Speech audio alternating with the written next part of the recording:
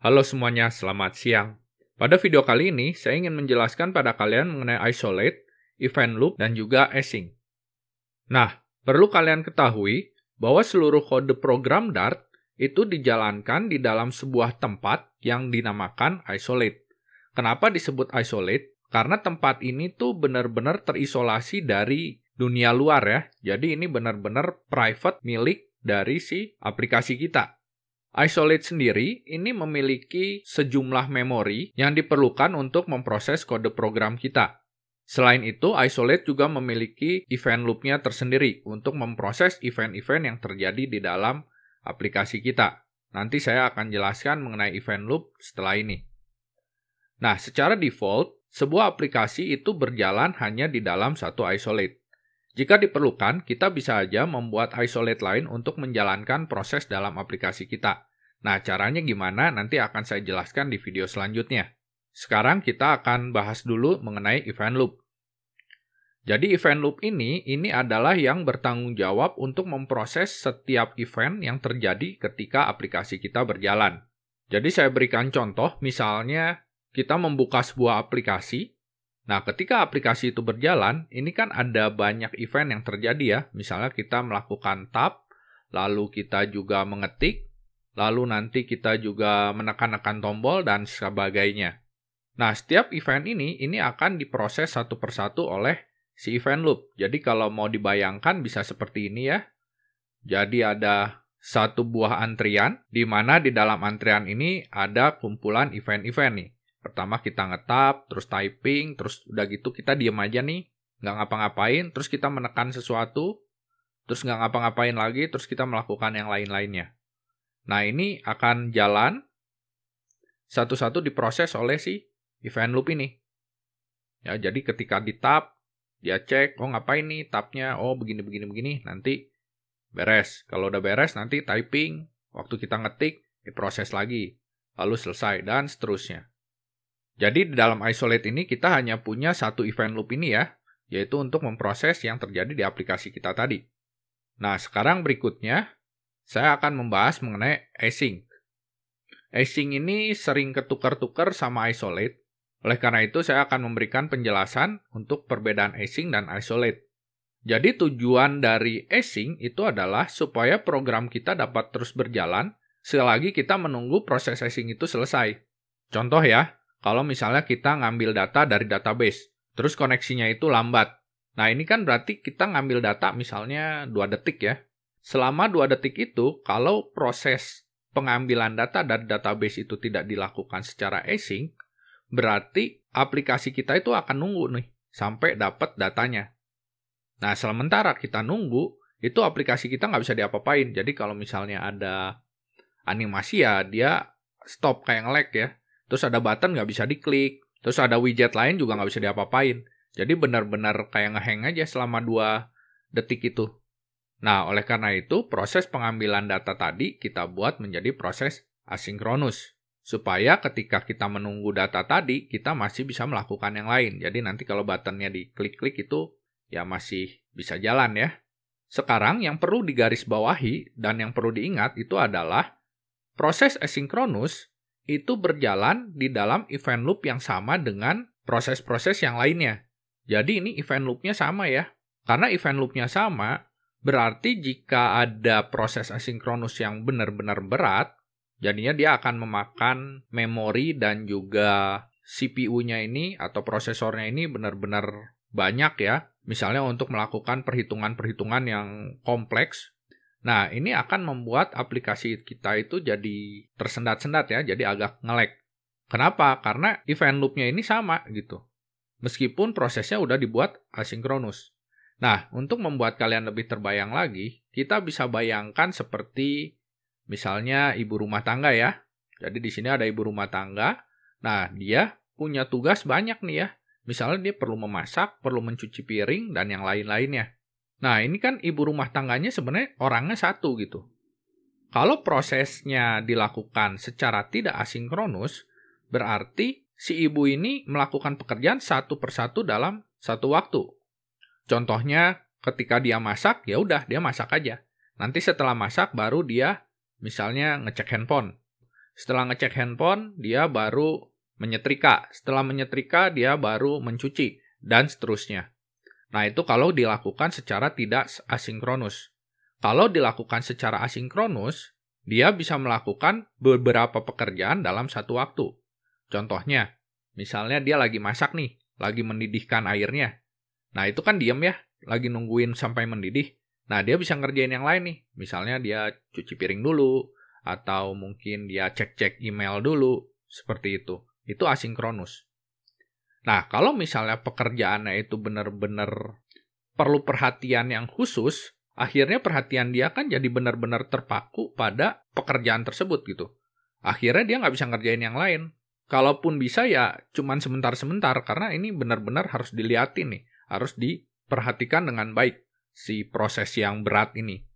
Gitu. Karena ini orangnya satu, jadinya ya pekerjaannya bakalan terhambat ya kalau dianya benar-benar konsen pada satu pekerjaan. Nah, sekarang saya akan berikan beberapa ilustrasi codingan yang mungkin bisa membuat lebih kebayang ya. Jadi di sini saya buat codingan untuk memasak mie, lalu nanti kita makan, dan juga ngecek email. Di sini fungsi cooking noodle ini saya buat menjadi sinkronus. Jadi bukan asinkronus ya, tapi sinkronus. Nah, di sini bisa dilihat bahwa cooking noodle itu pertama menyediakan air, lalu noodle-nya, mie instannya dibuka, bungkusnya, lalu si airnya ini kita didihkan. Kalau sudah mendidih, kita simpan di dalam identifier namanya boiled water. Kalau sudah, di air mendidih ini, kita taruh noodle-nya ya, mie-nya. Nanti kita tungguin. Lalu dari sini akan mengembalikan cook noodle, mie yang sudah matang. Setelah itu di-return. Nah, di sini di aplikasi kita buat noodle-nya, lalu kita panggil si metode cooking noodle ini. Kita masukkan noodle-nya. Nanti kita dapat nih mie yang sudah matang. Setelah itu mie yang sudah matang ini kita makan. Setelah kita makan, kita cek email. Setelah ngecek email, kita akan reply email. Nah, di sini ada lagi kode yang berupa asinkronus.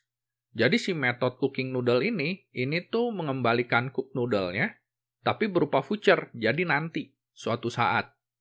Di sini diberikan keyword async ya, karena nanti kita ada proses await.